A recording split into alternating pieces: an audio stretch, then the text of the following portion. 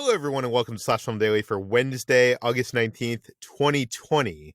On today's episode, we're going to discuss visiting the set of Wonder Woman 1984.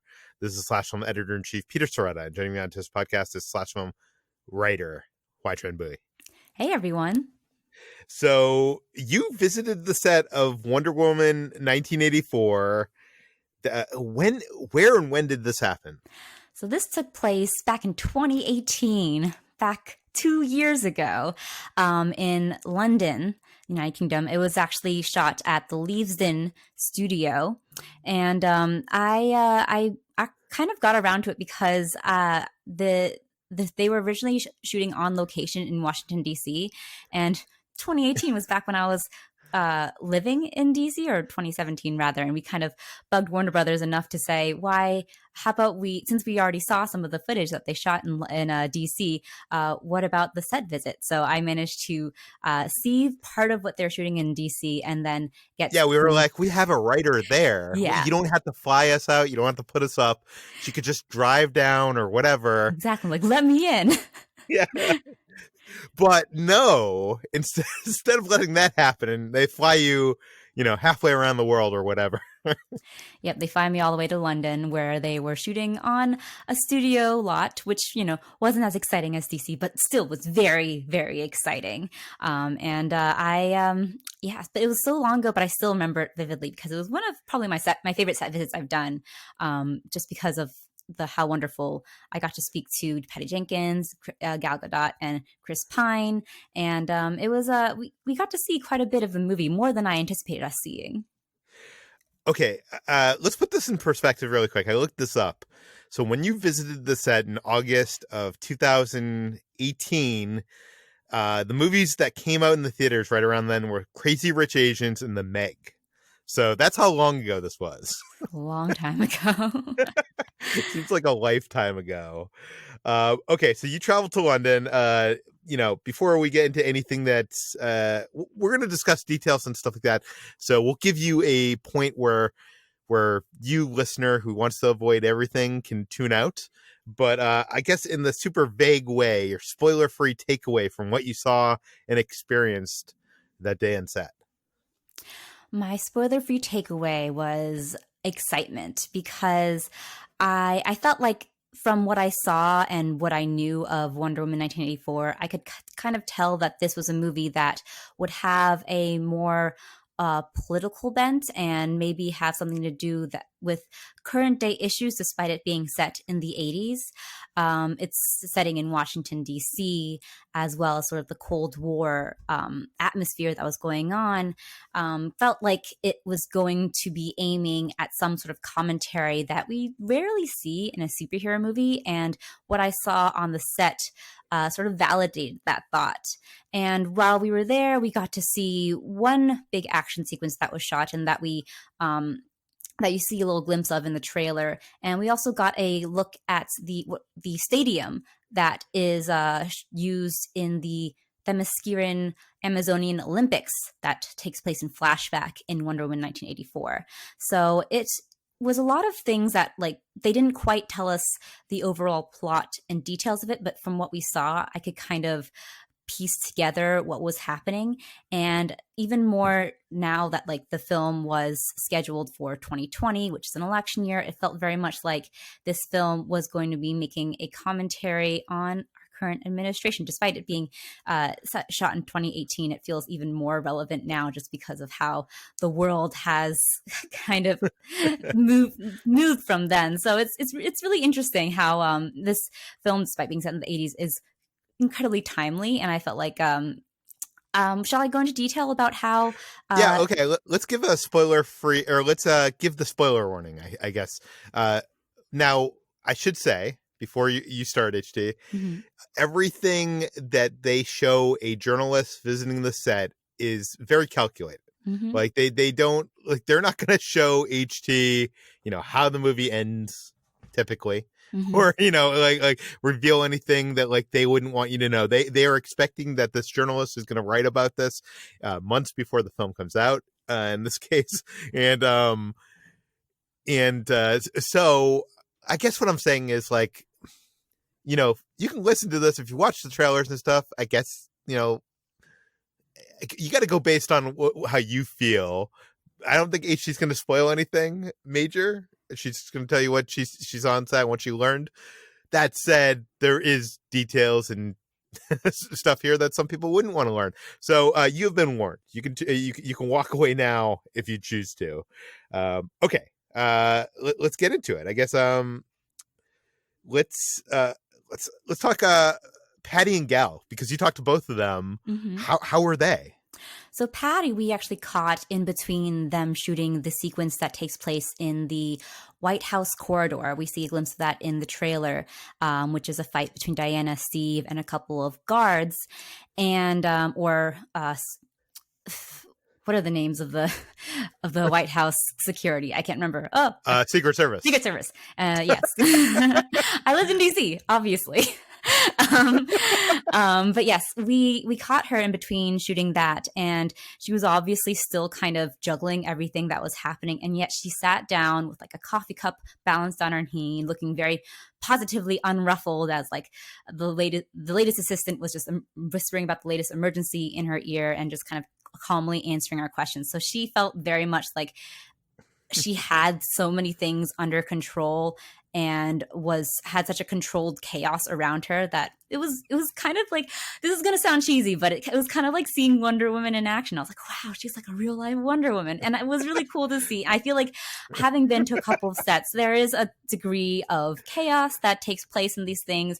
And sometimes it's within like that director's type of work style that they kind of are more like energetic, more detached from the thing. But I felt like Patty had a very just controlled tone to the entire thing, and it was really cool to see. So she was just she was great to watch, and also had some great answers to our questions, mostly having to do with why this movie wasn't a sequel. But we'll get into that. Yes, we'll get into that. But yeah, she actually gave us quite a bit of information about how she had this idea for Wonder Woman 1984 way back when she was shooting the first Wonder Woman. So she already had the ideas and the plots and the characters that she wanted to explore back when she was shooting Wonder Woman, and he had even considered planting like characters like Cheetah back in the first Wonder Woman when she was making it. So that was really interesting to see, and how she was kind of just, even though she doesn't like to go into full like chapter story arcs, she does have sort of an idea of where she wants to explore with this character. Yeah. And how is Gal? Because I remember when I visited the set of Justice League, and I visited, I guess probably now, I would venture to say like probably like 70 sets at this point. Like I visited a lot. I've been lucky throughout my career to visit a lot of movie sets, and I'm usually not starstruck at a star, and especially not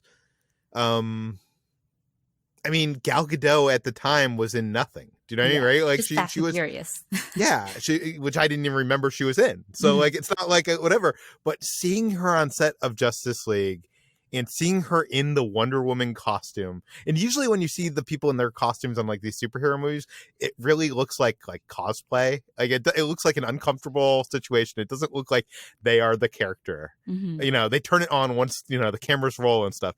But when I saw her on set of Justice League, it really felt like I was seeing Wonder Woman. Like there was like a glow. Like there must be like lighting guys like perfectly lighting her as we spoke to her. I don't know. She was just beautiful, and like you could just see like I get it. I get why she was cast as Wonder Woman. Gal Gadot she is the most beautiful woman I've ever seen in real life. Yeah, I know. She's just like, she plays a goddess in Wonder Woman, but she really does give this almost ethereal feeling to her. Like every person who is within her presence is being blessed by her presence. I can't explain it. She's just so beautiful and buoyant and cheerful, and like there's a sparkle around her. And it's just like, it sounds like we're bragging about meeting a celebrity, but we do meet a lot of celebrities, and she was just something else. And it was really funny too, because we met her as we were talking to Chris Pine, who had a little time away from the shoot, and he's a very serious, very erudite and intellectual type of person. And every answer he gave us was like something out of the SAT. Like he's a very well spoken man. And Yeah. he has like this graveness to him that that all the answers he gave us felt like much more deep than anything that we usually get out of a superhero movie. So like there was a seriousness that had descended over the group as he was talking. But while he talked, we could see Gal like coming in and creeping up behind him and just like jumping on his shoulder and surprising him. And as soon as she came, his eyes like lit up. And suddenly I felt like I was in the presence of two most beautiful people in the world who were just, I don't know, in a rom-com with each other, and we were just witnessing it. It was really just like their dynamic in person. Just it really explains and really proves like how genuine that chemistry is in Wonder Woman, and why they want to go back to it in Wonder Woman 1984. Like they are so like, she immediately lights him up. She's like some sort of Energizer bunny, and it was so surreal to watch again. Like she's beautiful, and he knows that she's beautiful, and everyone's just kind of like, wow, they're just two beautiful people being together. This is a weird thing to like talk about, but it's just like Yeah. I wish I could express just like how amazing seeing their chemistry in person was, and how ethereal she is as a person. I think there's like this Vanity Fair piece that that's an interview with Gal Gadot, and it's a one-on-one interview, and it's this woman who just talks about like her day with Gal Gadot, and it seems like something that's straight out of this Richard Linklater romantic comedy. Like Gal Gadot is like swimming in the ocean, and she comes out and she's like beautiful, and she's like, why did you not eat this egg sandwich I gave you? And you're like, wow, that's like the most wise thing I ever heard of someone say. She's such a character. Like, we're all living our own lives, and we feel like the main character of our own movies. And I feel like there's no time. There's probably very few times that you could feel like you're just an extra in someone else's movie than you are interviewing those two people together, right? Like, you're For like sure. you're just an extra in their movie each day. Mm-hmm. We were, but I did get to speak face to face to Chris Pine and joke about stalking him, and he looked at me right in the face and laughed. Because I said, What was your joke? because I said that I saw them in DC, and I was like, oh, I saw you, but I wasn't as close as I am now, and I was like 2 feet away, and which was kind of a joke about me, like, oh, I wasn't stalking you or anything. So, and he laughed at it. So, I made Chris Pine laugh. See, that's an accomplishment. That's one for Mm-hmm. the bucket list. Okay, let's talk about you mentioned before that Patty is claiming that Wonder Woman 1984 is not a sequel, which to me sounds like bullshit. But what does that mean? Well, it is kind of bullshit, and it's something that she's been saying for the past, 1-2 years. But she basically wanted to emphasize that she was prioritizing the story first, and it wasn't about being the second chapter in a story. And she doesn't like to do chapter 2, for example, in a 7-chapter story, she told us. And while Jeff Johns, who's a co-writer on this script, has a good idea of like keeping things in canon, and she has an idea of the overreaching arc of Wonder Woman, she doesn't like to think of it as like the next part of Wonder Woman's story. So that's basically the thrust of what she meant, and that's it was not a sequel. Okay, I guess that begs the question, because while this is not a sequel in her mind, this is part of a bigger DC film universe. Mm-hmm. So how, and that thing's getting a lot more complicated as, Snyder's less involved in it, and, what they're going to keep and what they're not going to keep. Like, how does Wonder Woman 1984 fit into the DC film universe? So as we know, this takes place in 1984, which is decades before the events of Man of Steel and Justice League. And Batman vs. Superman, which is the film in which Diana is introduced. And in that film, she is not known by the rest of the world. At that point, Superman is the only hero who is seen to be a superhero. And because of that, he is facing the fallout of it from the consequences of his actions and people fearing and idolizing his superpowers. And yet Wonder Woman has been acting apparently in broad daylight as a superhero for the past 7 decades. And we did ask the producer, Chuck Roven, about this and why Diana is still seen as a mystery and still seen as something still not known about during the events of Batman vs. Superman. And they were very coy about it. They're pretty tight-lipped. But Chuck Roven said that she has ways of dealing with it. She definitely does deal with it. And you'll definitely see how she handles it in a number of circumstances. Nevertheless, there are still rumors about her, though nobody can prove it. So that is as far as they get in terms of detail. And we don't know exactly how she, quote unquote, deals with it. But it must have something to do with I don't want to like make too many leaps, but I don't know any powers that Wonder Woman has about like memory control or mind wiping, but I'm guessing that at this point she's more of an urban legend than a superhero in the sense that Superman is at the events of Batman versus Superman. Yeah. Well, I mean, no one knows about her except for Lex Luthor, who has, icons professionally designed with her logo on his computer. Yes. I guess she's just flying around the world in her invisible jet and no one's seeing her. So, okay. Okay, what was the scene that you saw? You mentioned before you saw two different sets, but what was the scene you actually got to see being filmed? So the scene, I did mention it also before, it was in the White House corridor, in which Diana and Steve are fighting a group of Secret Service or security guards, it's not sure which, and Steve grabs a platter or tray of some sort and uses it to deflect the bullets and protect him and Diana as they run across the hall. And that is the scene that we saw, basically. And that was the biggest piece of action that we saw, but it was quite interesting, and it definitely felt like there is a significance to the fact that the White House is a major setting in this film. And we also did see the set of the stadium where the Amazonian Olympics take place, but it was only the end point of a big obstacle course, which includes a big triathlon, like through land, water, and mountains and such. Okay, so this film is mostly set in our world in the 1980s. What has Diana been up to?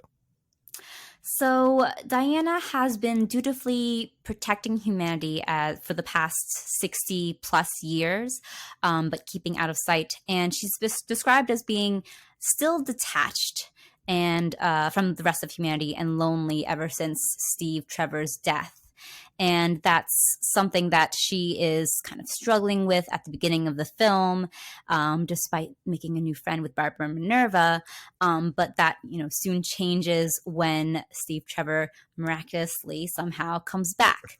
And let's talk about that. What is up with that? Like, how is he back? Because he clearly died, right? He did die.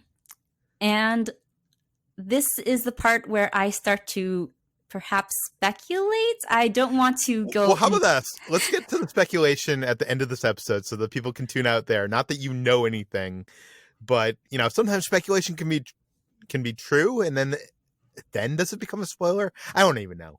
Whatever. But what did they say? Because I'm guessing you had to ask Chris and Patty about this, right? Like, why is Steve here? They would not answer.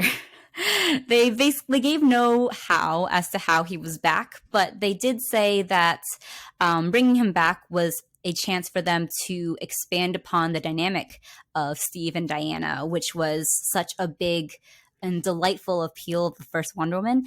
And one of the fun things about expanding that dynamic is that they get to flip the fish out of water story that they told with Diana in the first film, and now they give it to Steve in this film. And Chris Pine said he had a lot of fun playing at that and playing a more boyish side of Steve Trevor, where he was a world weary spy in the first film, and here he gets to be a man out of time, wearing many fanny packs. Apparently, one of the fanny packs that he got to wear. This is something that I got very excited about. But there were several choices that were eventually scrapped, but one was an American flag fanny pack, an all denim fanny pack, and I think there was also a hat with a fan or something, but those were all unfortunately scrapped, and he has the current regular fanny pack. But yes, Yeah. he gets to be sort of that fish out of water in this, and that kind of puts the power in Diana's hands, and like they get to explore what that relationship is beyond that meet cute flirtation that they had in the first film. It does occur to me that, being a guy named Steve who was in the military, and now you're, a fish out of water, out of time. Maybe there's a reason why they didn't give him that American fanny pack, right? Yeah, maybe that's why. But yeah, they did speak about what this movie would be in comparison to the last film, where the last one was more of a war film and an origin film. Patty Jenkins described this as a romantic comedy meets action, while Chris Pine described it as a grand romance. So it seems like the romantic part will play a major part in this film, maybe even more so than the first film. What did we learn about why this film is set in the 1980s, aside from, the 1980s becoming cool again with Stranger Things and all that? Like, why is the story here in the 1980s? So there's actually a very significant reason that it's set in the 1980s.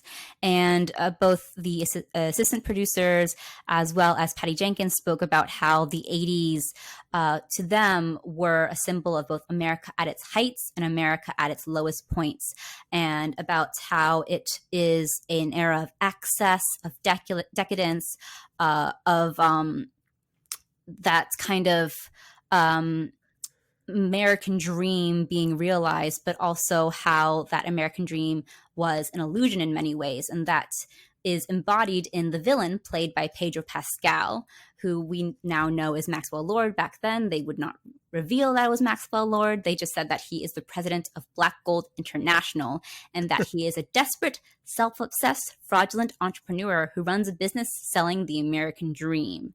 And as they were speaking about this, and as they were speaking about the significance of the 80s, it very much feels like a very pointed critique at the current White House administration and the would it be libelous to say the fraudulent businessman who currently sits in the White House?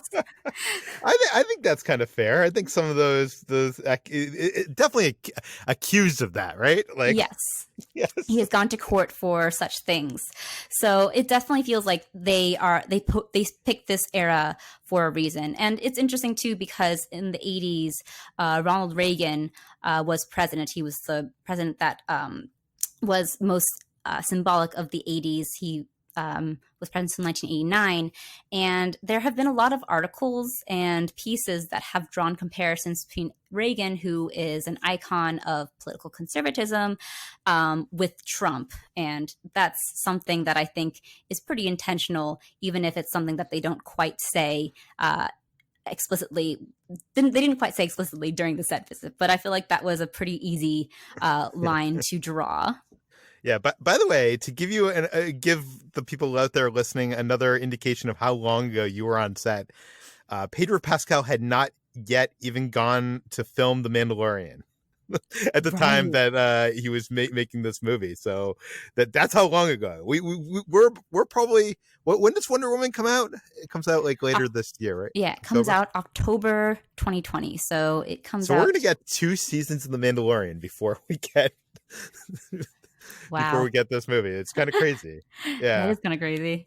Okay, so do you I know you have more to say about your speculation and how that character fits in. We'll talk about that at the very end of this podcast, I promise. Let's talk about the film's villains. Like, who are the film's villains? So the villains, as we know, are Cheetah and Maxwell Lord. And Patty Jenkins specifically chose these two characters as both foils for Wonder Woman and foils for the era.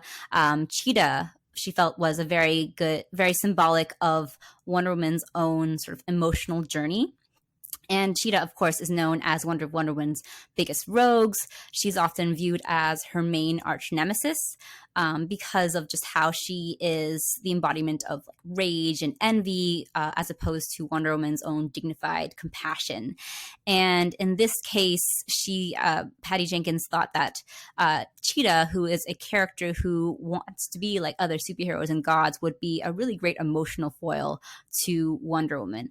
While Maxwell Lord fits the bill for thematically representing the movie's themes of 80s excess and the illusion of the American dream.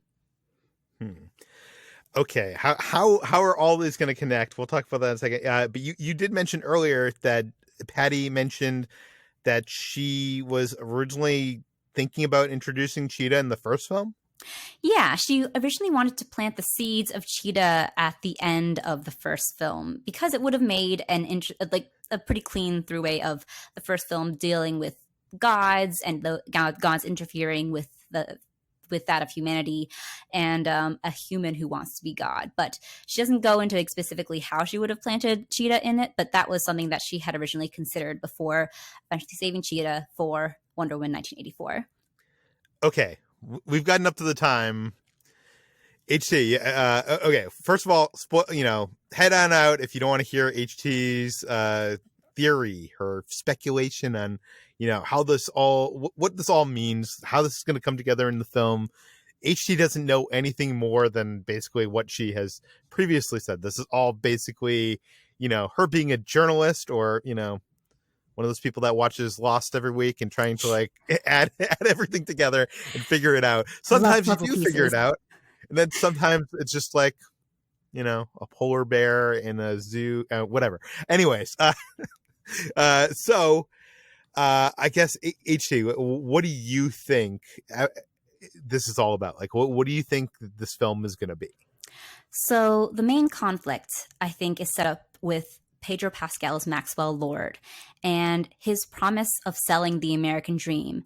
And I think that the product that he's selling literally brings those dreams to life.